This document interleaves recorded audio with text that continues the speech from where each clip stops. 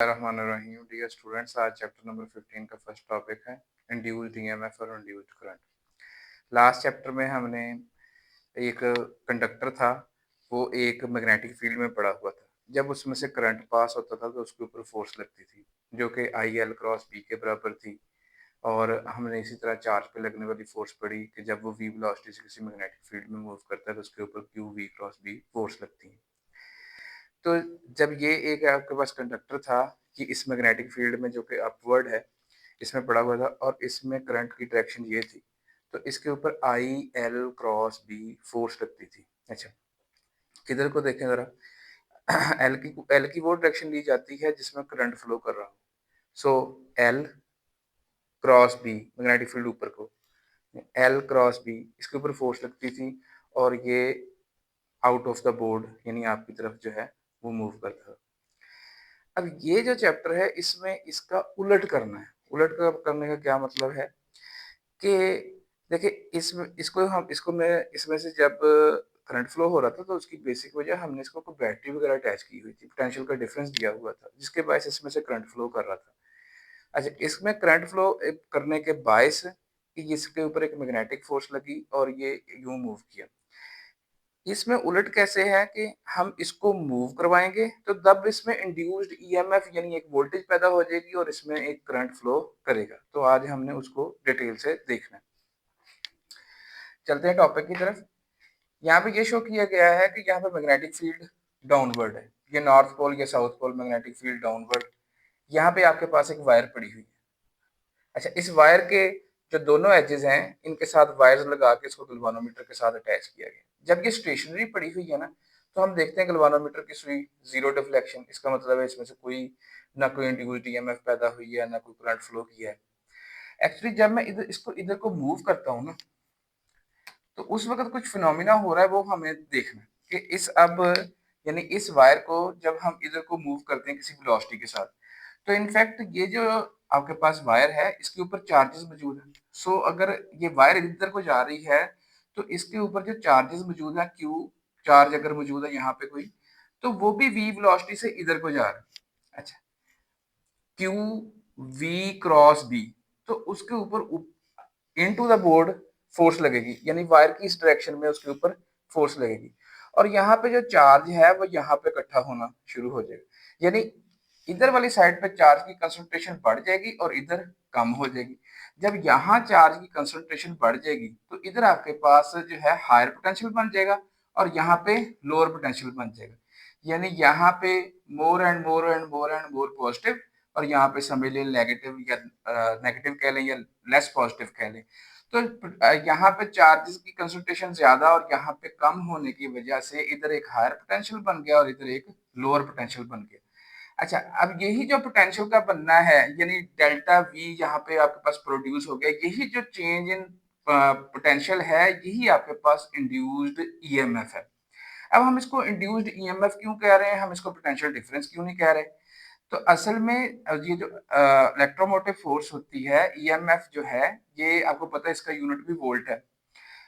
ये ईएमएफ जो होती है ये सोर्स की होती है। अब यहाँ पे देखें कि यहाँ पे एक सोर्स काम कर रहा है, यहाँ पे यानी जो आपके पास इलेक्ट्रिसिटी है वो प्रोड्यूस हो रही है। एक्चुअली यहाँ पे मोशनल एनर्जी जो है वो आपके पास इलेक्ट्रिकल एनर्जी में कन्वर्ट हो रही है। तो जब आपके पास कोई और kind of energy electrical energy में कन्वर्ट होती है तो वहां पे हम ईएमएफ का लफ्ज इस्तेमाल करते हैं। तो यहाँ पे एक इंड्यूस्ड ईएमएफ पैदा हो जाएगी यानी यहाँ पे हायर पोटेंशियल हो गया और यहाँ पे लोअर पोटेंशियल हो गया। अगर हमने इस सर्किट को किसी ग्लोवानोमीटर वगैरह के जरिए क्लोज किया हुआ है तो इसमें से करंट का बहाव शुरू हो जाएगा। तो अब ये जो करंट इसमें से बह रहा है इसी को हम कहते हैं इंड्यूस्ड करंट। अच्छा, अगर हम यहाँ पे वायर जो है वो बदल देते हैं, किसी और मटेरियल की लगा देते हैं, जाहिर सी बात है उसकी जो रेजिस्टेंस है वो डिफरेंट होगी। अच्छा, रेजिस्टेंस डिफरेंट होगी, फॉर एग्जांपल अगर रेजिस्टेंस कम होगी करंट जो है बढ़ जाएगा, अगर रेजिस्टेंस ज्यादा होगी करंट कम हो जाएगा। तो आप ये देखेंगे आई इंटू आर जो है ना वो कांस्टेंट रहेगा किसी स्पेसिफिक स्पीड के लिए।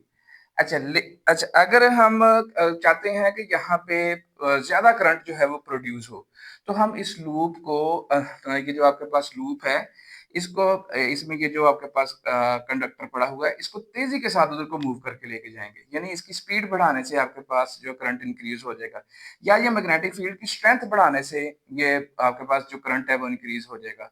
या आपके पास अगर ये तो आपके पास सिर्फ एक लूप बन रही है ना, अगर नंबर ऑफ लूप्स हम बढ़ा दें तो उससे भी आपके पास करंट इंक्रीज हो जाएगा।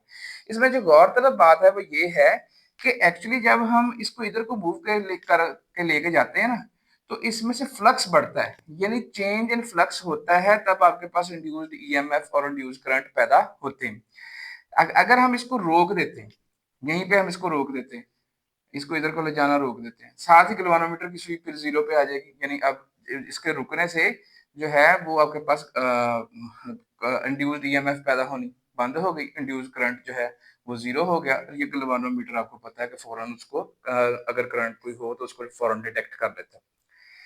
अच्छा, अब अगर देखिए फ्लक्स तो अभी भी पास हो रहा है, मैंने अगर इसको रोक दिया है तो फ्लक्स तो अभी भी पास हो रहा है, इसका मतलब है फ्लक्स का गुजरना जो है उसकी वजह से आपके पास इंड्यूस्ड ईएमएफ नहीं पैदा होती, फ्लक्स में चेंज होने की वजह से इंड्यूस्ड ईएमएफ पैदा होती है। यानी चाहे मैं इसको इधर को लेके जाऊं फिर भी आपके पास इंड्यूस्ड ईएमएफ और करंट पैदा होगा, चाहे इसी वायर को मैं इधर को लेके आऊं फिर भी इंड्यूस्ड ईएमएफ और करंट पैदा होगा। लेकिन यहाँ पे जब हम इधर को लेके जाएंगे इसमें करंट की डायरेक्शन यूं होगी, लेकिन इसी वायर को अगर बजाय इधर के मैं इधर को लेके जाना चाहूं तो अब देखें, अब आपके पास फिनोमेना देखें कैसे बन रहा है कि अगर मैं इस वायर को इधर को लेके जाऊं तो यहाँ पे वायर पे मौजूद जो क्यू चार्जेस हैं वो इधर को जा रहे हैं वी वेलोसिटी के साथ।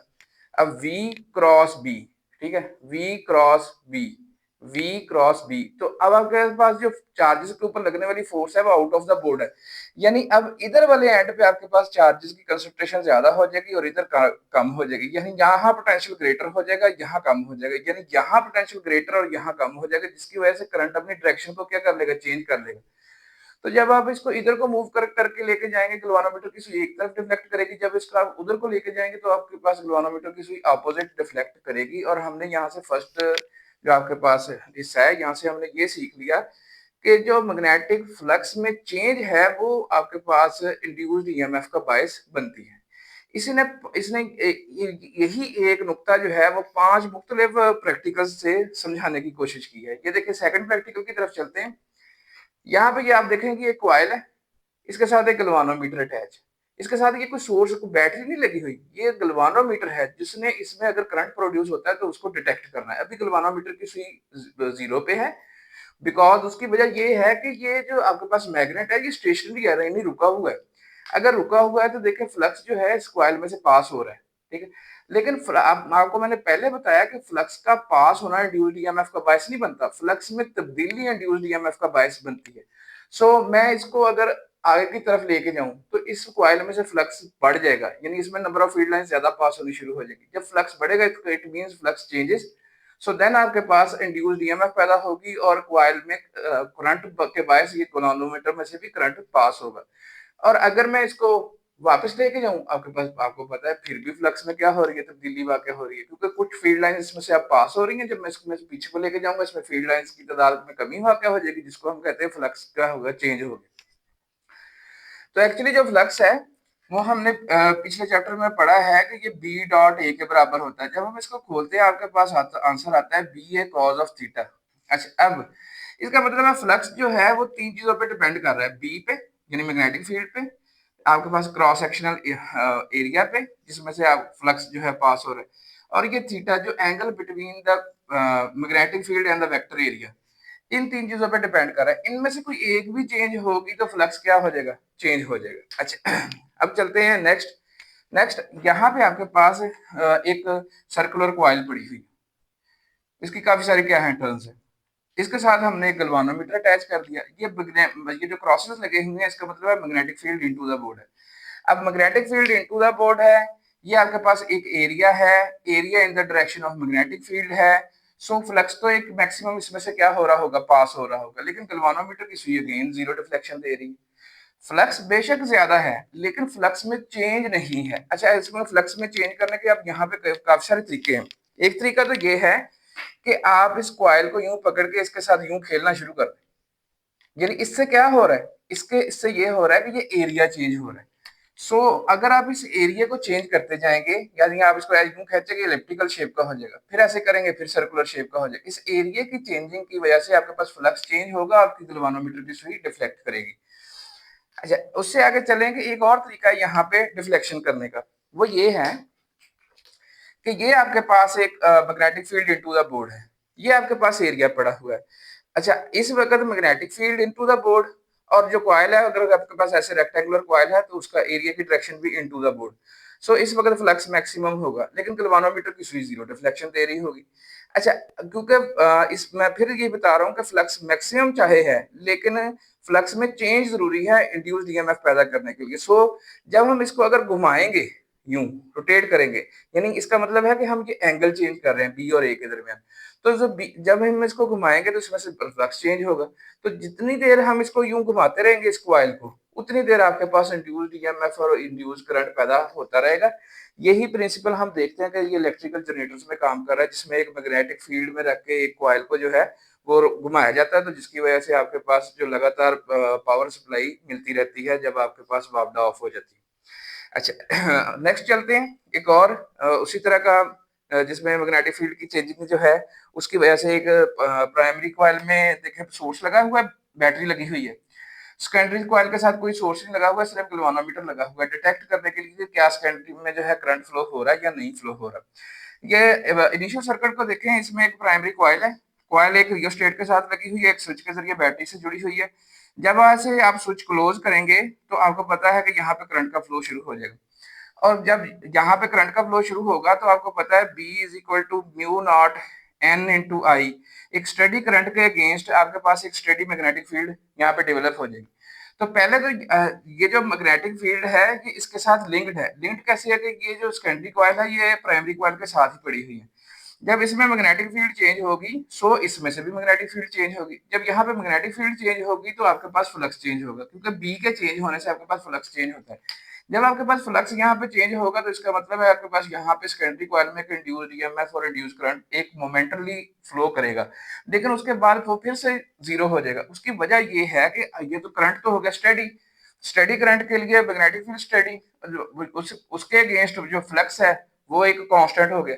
तो जब फ्लक्स कांस्टेंट जब हो जाए ना, इसका मतलब है उसमें चेंजिंग नहीं आनी, उस वक्त आपके पास इंड्यूस्ड ईएमएफ जीरो हो जानी। अब इसका क्या तरीकाकार है कि सेकेंडरी में हमेशा जो है आपके पास इंड्यूस्ड ईएमएफ रहे और एक करंट फ्लो होता रहे। उसका यह तरीकाकार है कि ये जो रियोस्टेट है ना, इसको इसकी रेजिस्टेंस आप कभी कम कर दें कभी बढ़ा दें, तो उसके अगेंस्ट क्या होगा कि ये जो आई है इसकी वैल्यू कभी कम होगी कभी बढ़ेगी, इसके अगेंस्ट बी की वैल्यू कभी कम होगी कभी बढ़ेगी। तो इसके अगेंस्ट जो आपके पास फ्लक्स है, क्योंकि बी जैसे जैसे आपके पास कम होना है फ्लक्स ने कम हो जाना है, बी बढ़ना है फ्लक्स ने बढ़ जाना है।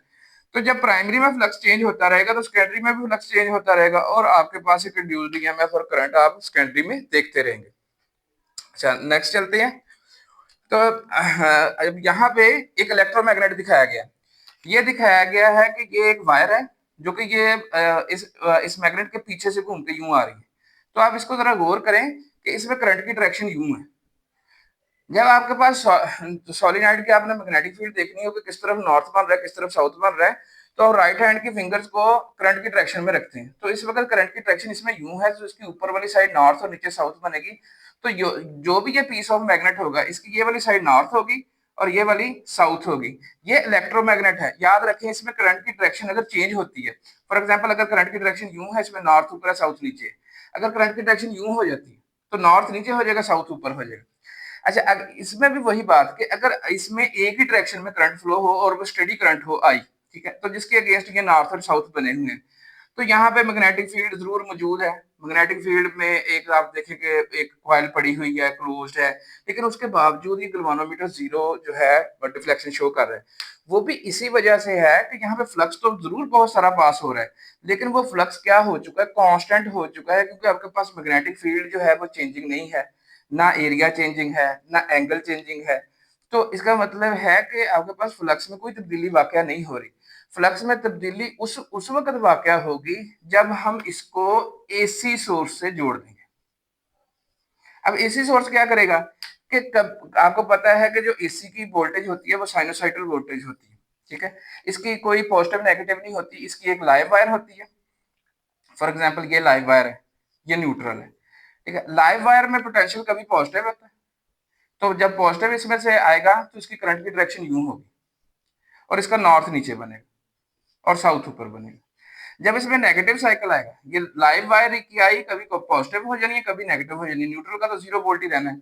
तो जब ये पॉजिटिव होगा इसमें करंट यूं होगा, जब ये नेगेटिव होगा तो इसमें करंट की डायरेक्शन यूं होगी, फिर नॉर्थ ऊपर बनेगा। यानी इसका जो मैग्नेटिक फील्ड है वो, ये देखिए इसमें करंट भी जो है वो आपके पास वेरी करता है, यानी 0 से बढ़ता है, मैक्सिमम जाता है, फिर वापस आता है, फिर अपनी डायरेक्शन को चेंज करता है, फिर मैं नेगेटिव पीक पे जाता है, फिर दोबारा से 0 हो जाता है। तो उसके अगेंस्ट यहाँ पे जो नॉर्थ एंड साउथ बन रहे हैं ना, वो यानी वो कभी स्ट्रॉन्ग मैग्नेट बनेगा, कभी वीक बनेगा, कभी उस नॉर्थ नीचे बन जाएगा, साउथ ऊपर बन जाएगा। यानी ये एसी सोर्स के जोड़ने की वजह से आपके पास ये जो इलेक्ट्रोमैग्नेट है, इसकी जो पोलैरिटीज है वो चेंज होती रहेंगी, नॉर्थ साउथ बन गया, साउथ नॉर्थ बन गया, जिसकी वजह से कंटिन्यूसली मैग्नेटिक फील्ड में चेंज होगी, तो कंटिन्यूसली फ्लक्स में चेंज आएगी। फिर आप देखेंगे गैल्वानोमीटर की सुई की डिफ्लेक्शन होती रहेगी, कभी एक तरफ कभी दूसरी तरफ। तो होपफुली आपको बात समझ में आ गई होगी। इसका जो समरी है वो ये है कि फ्लक्स के चेंज होने से, मैग्नेटिक फ्लक्स के चेंज होने से आपके पास इंड्यूस्ड ईएमएफ पैदा होता है, और अगर आपके पास जो सर्किट है वो क्लोज्ड हो तो आपके पास इंड्यूस्ड करंट फ्लो करता है। चलें, बहुत शुक्रिया, फिर मिलते हैं नेक्स्ट टॉपिक के साथ।